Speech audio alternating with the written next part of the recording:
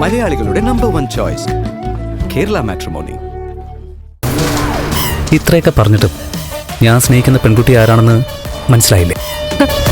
മനസ്സിലാവാത്തതുകൊണ്ടല്ലേ ചോദിച്ചത്. ആ പെൺകുട്ടിയുടെ പേര് ലച്ചു എന്നാ. എന്നിട്ട് സാഗറിന്റെ ലച്ചു എവിടെ? എന്റെ ലച്ചു എന്റെ മുമ്പിൽ തന്നെയുണ്ട്.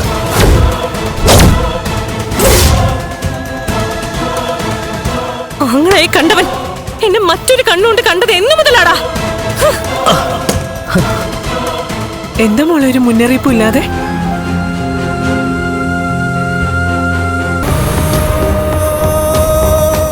എന്റെ കണ്ണേട്ടന് വരേണ്ട അപകടം ഒഴിഞ്ഞു മാറിപ്പോയതാ.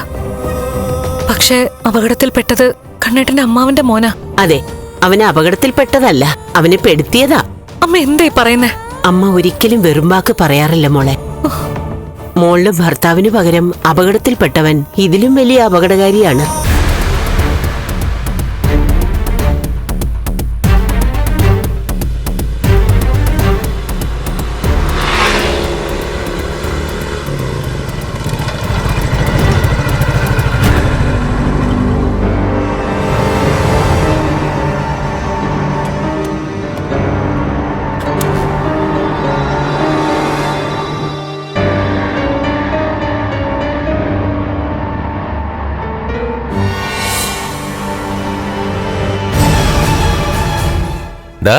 എന്തായി?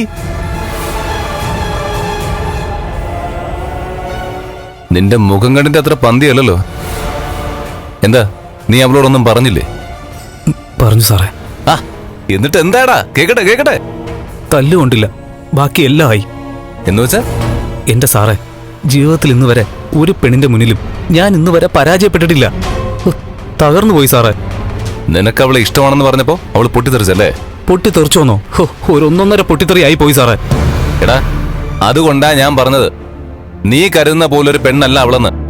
ഓ, അത് പറഞ്ഞപ്പോ നീയല്ലേ പറഞ്ഞത് ആനയാണ് ചേനയാണെന്നൊക്കെ. സാറാണ് എടിപിടിയെന്ന് എന്റെ ഇഷ്ടം അവളോട് പറയാൻ പറഞ്ഞത്. ആ, അതുപോലെ ആയിരുന്നല്ലോ നീ ഓരോന്ന് ഒപ്പിച്ചു വെച്ചോണ്ടിരുന്നത്. അവൾക്കൊപ്പം യാത്ര ചെയ്യുന്നു, ഡ്രസ്സ് വാങ്ങിച്ചു കൊടുക്കുന്നു. എടാ, ഇന്ന് നീ വിളിച്ചപ്പോ അവള് ഹോട്ടൽ വരെ വന്നില്ലടാ. അപ്പൊ പിന്നെ ഞാൻ എന്താ വിചാരിക്കേണ്ടത്? അത് മാത്രമല്ല സാറേ, സാറ് പറഞ്ഞതുപോലെ ഇന്ന് അവളെ കൂട്ടിക്കൊണ്ട് പോകാനായിട്ട് ചെന്നപ്പോ അവൾക്ക് വിഷുവിനായിട്ട് വാങ്ങിയ ഞാൻ കൊടുത്ത സാരി അവൾ ഉടുത്തോണ്ടിറങ്ങിയത്. അപ്പോഴെന്റെ പ്രതീക്ഷ കൂടുകയും ചെയ്തു. അവന്റെ അമ്മുമ്മയുടെ ഒരു സാരി. എടാ, ഇനിയിപ്പോ നമ്മൾ എന്തോ ചെയ്യടാ? ഓടി രക്ഷപ്പെടുന്നതാ നല്ലത്. എങ്ങോട്ട്? എന്റെ സാറേ, അവള് പോയി കണ്ണൻ സാറിനോട് ഇതേപ്പറ്റി എന്തെങ്കിലും പറഞ്ഞാലുണ്ടല്ലോ, അയാൾ ആളെ വെച്ച് എന്നെ തല്ലിക്കുന്നുള്ള കാര്യം ഉറപ്പാ. അല്ലെങ്കിൽ ആ ഓഫീസിലുള്ള എല്ലാ സ്റ്റാഫും കൂടെ എന്റെ ദേഹത്ത് കൈവയ്ക്കും. ഞാൻ അവളോടൊന്നും പറയരുതെന്ന് പറഞ്ഞായിരുന്നു. പിന്നെ അവളത് സമ്മതിച്ചില്ല. അവളുടെ ഭർത്താവ് അറിയാത്തതായി അവളുടെ ജീവിതത്തിൽ ഒന്നുമില്ലെന്നൊക്കെയാ അവള് പറഞ്ഞത്. ഓ, ഒരു പാതിവ്രത. അതുകൊണ്ട് ഇനി അങ്ങോട്ട് പോവാതിരിക്കുന്നതാ നല്ലത്. എടാ, തല്ലൊന്നും നിനക്ക് പുത്രിയല്ലോ. അതുകൊണ്ട് രണ്ടിലൊന്ന് അറിഞ്ഞിട്ട് നീ പോയാ മതി. നീ നാളെ ഉറപ്പായിട്ട് ഫൈനാൻസിയേഴ്സിലേക്ക് പോകണം. എനിക്ക് അത്രയ്ക്ക് ധൈര്യമില്ല സാറേ. നീ എന്റെ വാക്ക് കേൾക്കാതെ പോയാ, എടാ, എന്റെ ആൾക്കാരായിരിക്കും നിന്നെ കയറി തല്ലുന്നത്. ഇപ്പൊ തന്നെ എനിക്ക് നിന്നെ തല്ലി കൊല്ലാനുള്ള ദേഷ്യമുണ്ട്. എന്നാ പിന്നെ ഞാൻ അങ്ങോട്ട് പോവാൻ സാറേ. ഇനി നമ്മൾ ഭയക്കുന്ന പോലെ എന്തെങ്കിലും സംഭവിക്കുകയാണെങ്കിൽ ഞാനാണ് ഇതിന്റെ സൂത്രധാരനെന്ന് നീ കണ്ണനോട് പറയരുത്. അതും കൂടെ ആയിക്കഴിഞ്ഞാൽ പിന്നെ എനിക്ക് അവന്റെ മുമ്പിൽ പിടിച്ചു നിൽക്കാൻ പറ്റില്ല. അറിയാലോ, ഇപ്പോഴും അവള് ആ മഹാലക്ഷ്മി എന്നെ തേടിക്കൊണ്ടിരിക്കുക. ഞങ്ങൾ മുഖാമുഖം കണ്ടു കഴിഞ്ഞു. എന്നിട്ടും അവൾക്കറിയില്ല കണ്ണന്റെ അമ്മാവന്റെ മകൻ ഞാനാണെന്ന്. എന്റെ മുറപ്പെണ്ണിനെ കല്യാണം കഴിക്കാൻ പോകുന്ന അവളുടെ മുറച്ചരക്ക ഞാനാണെന്ന് ഇതുവരെ മഹാലക്ഷ്മിക്ക് പിടികിട്ടിട്ടില്ല. അതുകൂടെ ആയിക്കഴിഞ്ഞ പിന്നെ എല്ലാം കഴിഞ്ഞെന്നങ്ങ് കരുതിക്കോളാം. ഇത്ര പെട്ടെന്നൊന്നും പറയണ്ടായിരുന്നു സാറേ. വൈകി പറഞ്ഞ അവളുടെ നാവിന് ഇതിനേക്കാൾ നല്ല മറുപടി കിട്ടുമെന്ന് എനിക്ക് ഉറപ്പുണ്ടോ? ഇനിയിപ്പൊ കണ്ണനോട് അവളൊന്നും പറഞ്ഞില്ലെങ്കിൽ നിനക്കും എനിക്ക് സമാധാനം. ഉള്ളിന്റെ ഉള്ളിൽ എവിടെയോ അവൾക്ക് നിന്നോട് പൊടിക്കൊരു ഇഷ്ടമുണ്ട്. ഇനിയിപ്പോ അങ്ങനെയൊന്നും ചിന്തിക്കാൻ പറ്റില്ല സാറേ. എടാ, അവൾ എന്താ ചെയ്യുന്നെന്ന് നോക്കട്ടെ, എന്നിട്ട് ബാക്കിയൊക്കെ നമുക്ക് തീരുമാനിക്കാം. പെണ്ണുങ്ങളെ വളയ്ക്കുന്നതില് മാസ്റ്റർ ഡിഗ്രി എടുത്തവനാണെന്നും പറഞ്ഞ നിന്നെ ഈ പണി ഞാൻ ഏൽപ്പിച്ചത്. അത് നല്ല ഭംഗിയായിട്ട് നീ അലമ്പി തരുകയും ചെയ്തു. ആദ്യമായിട്ടാണ് സാറേ എനിക്കിങ്ങനെ സംഭവിക്കുന്നത്. ആണിന് മുമ്പിൽ അത്ര പെട്ടെന്ന് ആടി ഉലയുന്ന മനസ്സല്ല അവളുടേത്. അത് ഞാനും അനുഭവിച്ചതാ. പിന്നെ ഇവിടെ കണ്ണനെ കെട്ടിയതിന് ശേഷം അവളുടെ ജീവിതം മുരടിച്ച് പോയതുകൊണ്ട് അവളുടെ മനസ്സിനൊരു ചാഞ്ചാട്ടം ഉണ്ടാവുമെന്ന് കരുതി. ഇനി അതുണ്ടോ ഇല്ലയോന്ന് നിന്നോടുള്ള സംസാരത്തിൽ നിന്നും പെരുമാറ്റത്തിൽ നിന്നും മാത്രമേ അറിയാൻ പറ്റൂ.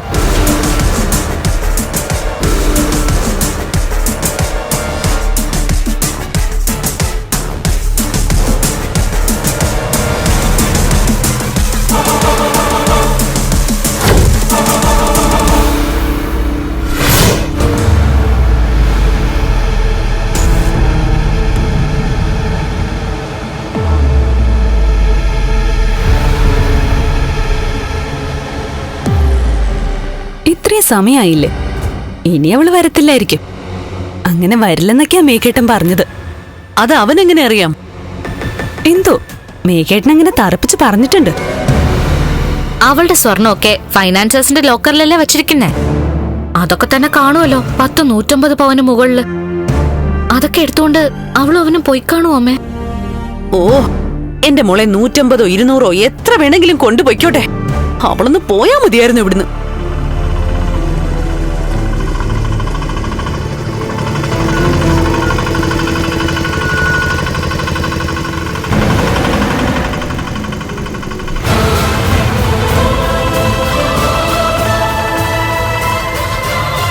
എത്രയാ ചേട്ടാ? 200 രൂപ. അത് വെച്ചോ.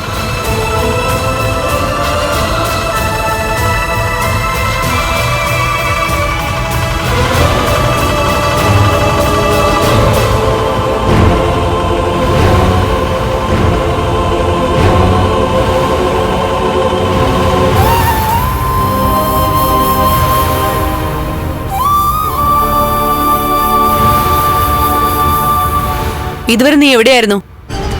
ഞാനൊന്ന് വീട്ടിലോട്ട് പോയായിരുന്നു. ദേ, അമ്മ നിനക്ക് ചമ്മന്തിപ്പൊടിയും അച്ചാറും ഒക്കെ തന്നുവിട്ടിട്ടുണ്ട്. അതെനിക്ക് വേണ്ട. അതെന്താ അമ്മ തന്നുവിട്ട അച്ചാറും ചമ്മന്തിപ്പൊടിയൊന്നും നിനക്ക് വേണ്ടാത്തത്? അമ്മ തന്നുവിട്ടെങ്കിലും അത് കൊണ്ടുവന്നത് ആരാ? നീയാ. ഈ യാത്രക്കിടയില് നീ അതിനകത്ത് എന്തൊക്കെ ചേർത്തിട്ടുണ്ടെന്ന് ആർക്കറിയാം? നിനക്ക് വേണ്ടെങ്കിൽ ഞാൻ എടുത്തോളാം. അമ്മ ഉണ്ടാക്കിയതൊന്നും ഞാൻ ഒരു കാരണവശാലും വെറുതെ കളയില്ല. നിന്റെ വയറ്റിലൊരു കുഞ്ഞുള്ളോണ്ട് അമ്മ മനസ്സറിഞ്ഞുണ്ടാക്കി വെച്ച അച്ചാറും ചമ്മന്തിപ്പൊടിയും ഒക്കെയാ എന്റെ ഈ തന്നുവിട്ടത്. അത് നിന്റെ അമ്മയ്ക്ക് നേരിട്ട് കൊണ്ടു തരാറുന്നല്ലോ. എന്തിനാ നിന്റെ കയ്യിൽ തന്നെ തന്നുവിട്ടത്? അതുകൊണ്ടാ മോള് കഴിക്കാത്തത്. മോൾ ഇനി കഴിക്കാമെന്ന് പറഞ്ഞാലും ഞങ്ങൾ സമ്മതിക്കത്തില്ല. അത്രയ്ക്ക് വിശ്വാസമില്ല ഞങ്ങൾക്ക് നിന്നെ. എവിടേക്കോ ചുറ്റിക്കറങ്ങിയിട്ട് അവസാനം അതിന് ന്യായീകരണം കണ്ടെത്താൻ വേണ്ടി വീട്ടിൽ പോയിട്ട് വന്നേക്കോ. ഡീ, കണ്ണം വിളിച്ചിട്ട് പോലും നീ ഫോൺ എടുത്തില്ലല്ലോ. അത് പിന്നെ ഇടയ്ക്ക് ഞാൻ മൊബൈല് സൈലന്റ് വെച്ചിരിക്കായിരുന്നു. പിന്നെ അത് ഓഫായി പോവുകയും ചെയ്തു. എന്തിനാ സൈലന്റ് ആക്കി വെച്ചത്? ആരെങ്കിലും വിളിക്കുന്നു ഭയന്നിട്ടോ? അപ്പൊ അങ്ങനെയുള്ള സ്ഥലത്ത് നീ പോയെന്ന് വേണമല്ലോ കരുതാൻ. ഞാൻ പോയ സ്ഥലത്തെക്കുറിച്ച് എനിക്ക് നല്ല നിശ്ചയമുണ്ട്. ദൈവത്തിനും അതറിയാം. ഇനിയിപ്പോ എന്റെ കണ്ണേട്ടനെ കൂടെ അത് ബോധിപ്പിച്ചാ മതി. അതല്ലാതെ നിങ്ങളൊക്കെ എന്തൊക്കെ പറഞ്ഞാലും എന്തൊക്കെ കഥകൾ ഉണ്ടാക്കിയാലും അതൊന്നും എനിക്ക് വിഷയമല്ല.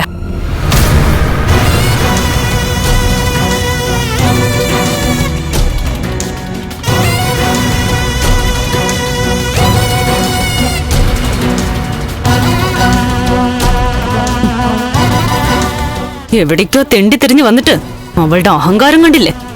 അങ്ങനെ അഹങ്കാരം കൂട്ടാനായിട്ട് ഇവിടെ ഒരാളുണ്ടല്ലോ.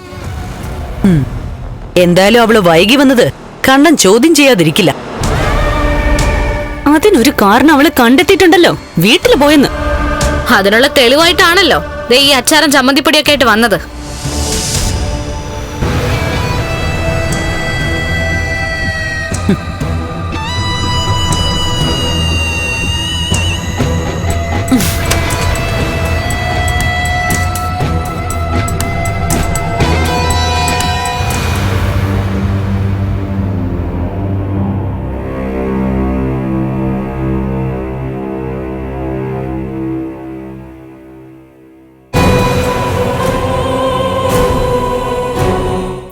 ചേട്ടനോട് പറയാത്തതായി എന്റെ ജീവിതത്തിൽ ഒന്നുമില്ല. പറയേണ്ട കാര്യങ്ങൾ പറയാതിരിക്കുന്നത് തെറ്റുമാണ്. പക്ഷേ ഇവിടെ അവന് തിരിച്ചറിവുണ്ടായി കാണുന്നതോടെ അങ്ങനെയുള്ളപ്പോ ഞാൻ കാരണം ഒരുത്തന്റെ ജോലി കളയുന്നത് ശരിയല്ല.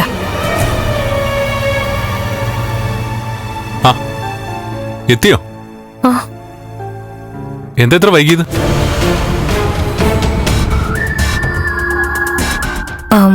അത് പിന്നെ ഞാൻ വീട്ടിലേക്കൊന്ന് പോയി. അത് കഴിഞ്ഞ് കുളിച്ചിട്ട് അമ്പലത്തിലേക്കും പോയി. അത് ശരി, അതുകൊണ്ടാ സാരിയൊക്കെ മാറിയതല്ലേ? ആ, കുളിച്ചിട്ട് അമ്പലത്തിൽ പോയതല്ലേ, അതുകൊണ്ട് വീട്ടിൽ നിന്ന് സാരി മാറി. ആ, സാഗറുമായിട്ട് ഉച്ചഭക്ഷണമൊക്കെ കഴിച്ചായിരുന്നല്ലോ. കഴിച്ചു. എങ്ങനെ ഉണ്ടായിരുന്നു? എനിക്കത്ര ഇഷ്ടപ്പെട്ടൊന്നുമില്ല. പിന്നെ അവൻ വലിയ ബിൽഡപ്പൊക്കെ തന്ന് കൊണ്ടുപോയതോ? അത് ചിലപ്പോ സാഗറിന് ഇഷ്ടപ്പെട്ട ഭക്ഷണമായിരിക്കും. എനിക്കത്രത്തോളം പിടിച്ചില്ല.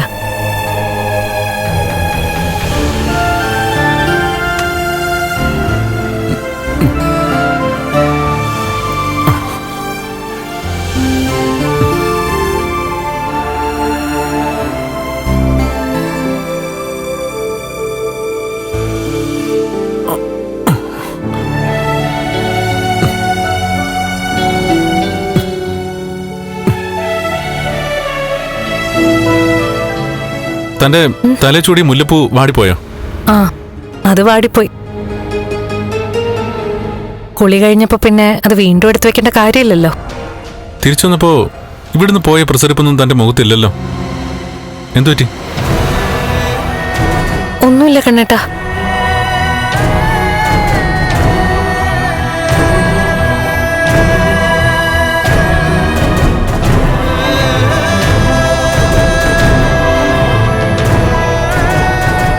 എന്താ പറ്റി? വീട്ടിൽ ചെന്നപ്പോ രണ്ടാനച്ഛനും മുത്തശ്ശിയും മനസ്സ് വേദനിപ്പിക്കുന്ന രീതിയിൽ എന്തെങ്കിലും പറഞ്ഞോ? ഇല്ല കണ്ണേട്ടാ.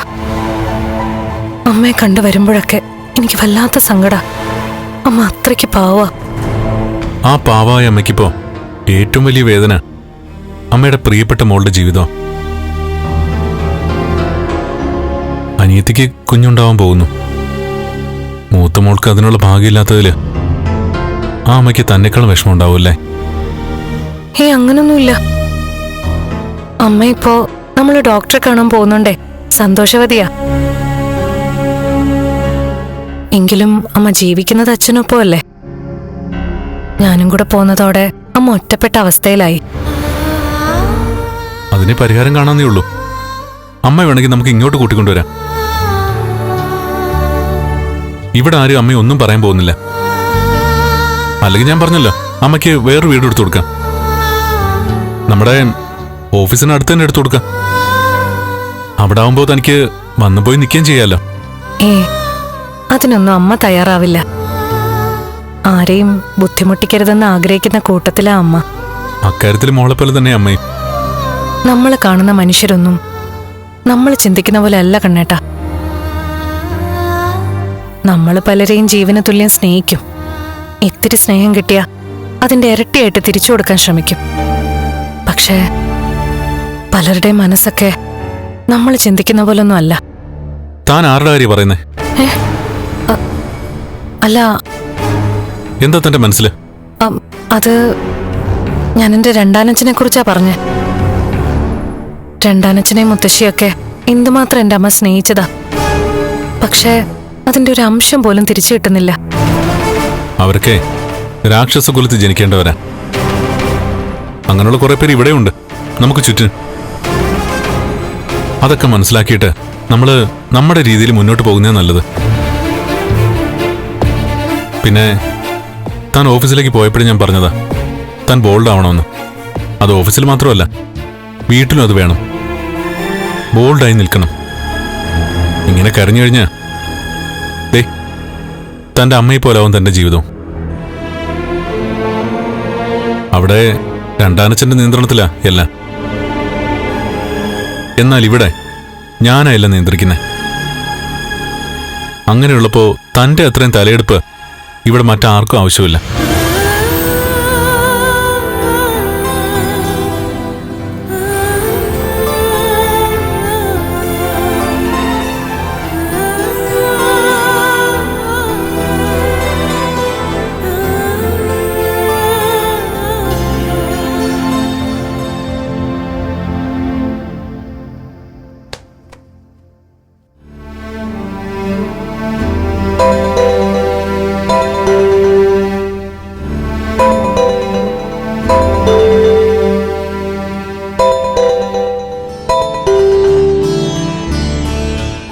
മോളെ, അമ്മ എന്തിനാ അവളുടെ കയ്യിൽ ചമ്മന്തിപ്പൊടി അച്ചാറൊക്കെ കൊടുത്തയച്ചത്? അതിനെന്താ മോളെ? അതിനെന്താണെന്നോ, എനിക്കൊരു കുഞ്ഞ് ജനിക്കാൻ പോകുന്നത് സഹിക്കാൻ പറ്റാതെ നടക്കുക അവള്. അമ്മ അവിടുന്ന് നല്ല മനസ്സോടെ ആയിരിക്കും എനിക്ക് എന്തേലും ഉണ്ടാക്കി കൊടുത്തു വിടുന്നത്. പക്ഷെ അതിനിടയ്ക്ക് അവൾ അതിൽ എന്തെങ്കിലും ചേർത്താലോ? നിന്റെ ചേച്ചി അങ്ങനെ ചെയ്യൂ മോളെ? അവൾ അതല്ല, അതിനപ്പുറവും ചെയ്യും. പഴയ ലക്ഷ്മി അല്ല അമ്മയുടെ ഇപ്പോഴത്തെ മോള്. വയ്യാത്ത ഒരുത്തനെ കല്യാണം കഴിച്ച ശേഷം അവൾ ആകെ മാറിപ്പോയി. എന്തിനാ മോളെ മോൾ ഇങ്ങനെയൊക്കെ ചിന്തിക്കുന്നേ? അമ്മേ, ഞാൻ അമ്മയാവാൻ പോകുന്ന വാർത്ത അറിയിച്ച ശേഷം അമ്മ ഒരിക്കൽ പോലും ഇങ്ങോട്ട് വന്നിട്ടുണ്ടോ? എനിക്കിഷ്ടമുള്ളതൊന്നും ഉണ്ടാക്കി തന്നിട്ടുമില്ല. പക്ഷെ എന്റെ സ്ഥാനത്ത് അവളായിരുന്നെങ്കിലോ, ഒരു 100 തവണ വന്ന് കാര്യങ്ങൾ അന്വേഷിച്ചേനെ. ഇതിപ്പോ ഞാൻ അമ്മയുടെ മോൾ അല്ല എന്ന രീതിയില്ല അമ്മയുടെ പോക്ക്. മോളെ, ഞാൻ മനഃപൂർവ്വം അല്ല അങ്ങോട്ട് വരാത്തത്. വന്നു കഴിഞ്ഞാ ഞാൻ ലക്ഷ്മിയെ സ്നേഹിക്കുകയാണെന്ന് പറഞ്ഞായിരിക്കും പിന്നെ പരാതി. എനിക്ക് മോളോട് മനസ്സ് തുറന്നൊന്ന് സംസാരിക്കാൻ പോലും പറ്റില്ല. അമ്മ വെറുതെ ന്യായീകരിക്കാൻ ശ്രമിക്കണ്ട. അമ്മയ്ക്ക് അവളോടുള്ള ഇഷ്ടം എല്ലാവർക്കും അറിയാലോ. പിന്നെ എന്തിനാ അമ്മ കൂടുതൽ പറയുന്നത്? ഒരു കാര്യം ഞാൻ ഓർമ്മിപ്പിക്കാൻ വേണ്ടിയാ വിളിച്ചത്. ഇനി ഇതുപോലെ എന്തെങ്കിലുമൊക്കെ അമ്മ ഉണ്ടാക്കി കൊടുത്ത് വിടുകയാണെങ്കിൽ അത് അച്ഛന്റെ കയ്യിലായിരിക്കണം, അല്ലെങ്കിൽ നേരിട്ട് കൊണ്ടുവന്ന് തരണം. ഒരു കാരണവശാലും ലക്ഷ്മിയുടെ കയ്യിൽ ഒന്നും കൊടുത്തു വിടരുത്. അല്ലെങ്കിൽ തന്നെ എന്തിനിപ്പോ അവൾ അങ്ങോട്ട് വന്നത് ഇത്ര അത്യാവശ്യമായിട്ട്? മോൾ ഇവിടെ വന്ന് കുളി കഴിഞ്ഞ് വേഷം മാറി അമ്പലത്തിലൊക്കെ പോയിട്ടാ അങ്ങോട്ട് വന്നത്. ഓ, അത് ശരി. അവിടെ വന്ന് കുളിച്ചിട്ടൊക്കെയാണ് അവള് തിരിച്ചു വന്നതല്ലേ? അതെ, അതിനെന്താ? ഏയ് ഒന്നുമില്ല, അമ്മ വച്ചോ.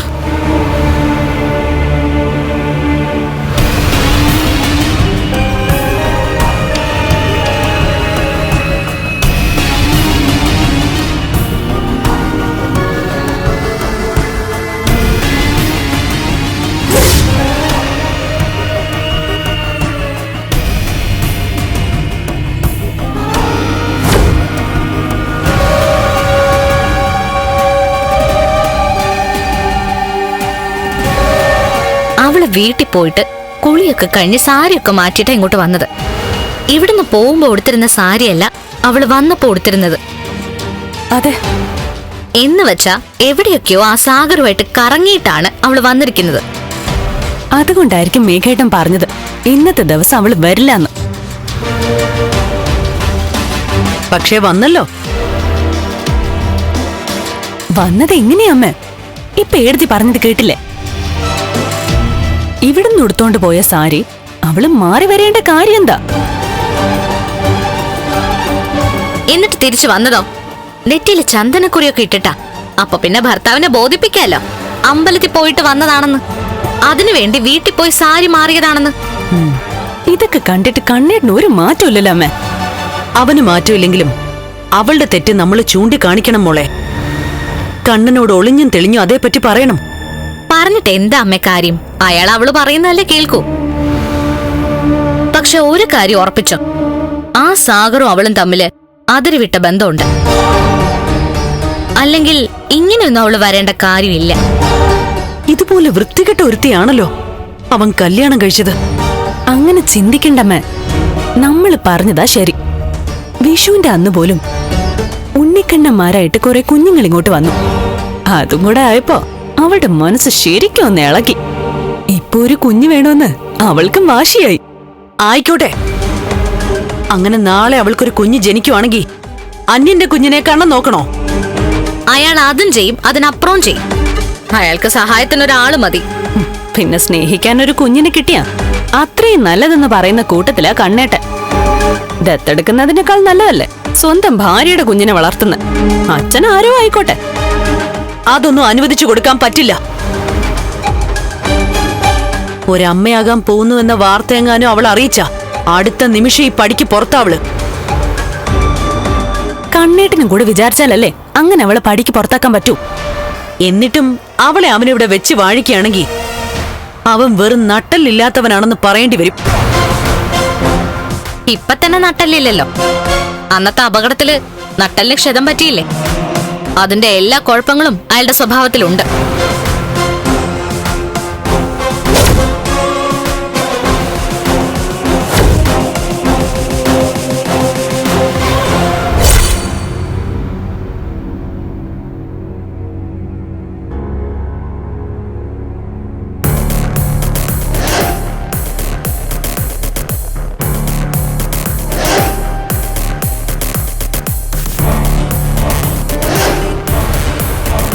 കണ്ണാ, ഇവള് സാധാരണ ഇവിടുന്ന് കുളിയൊക്കെ കഴിഞ്ഞിട്ട് പോയാലേ പിന്നെ ഓഫീസിൽ പോയിട്ട് വന്നിട്ടല്ലേ കുളിക്കാറുള്ള പതിവ്. പക്ഷെ ഇന്നേ ഇവള് കുളിയൊക്കെ കഴിഞ്ഞിട്ടാ തിരിച്ചു വന്നത്.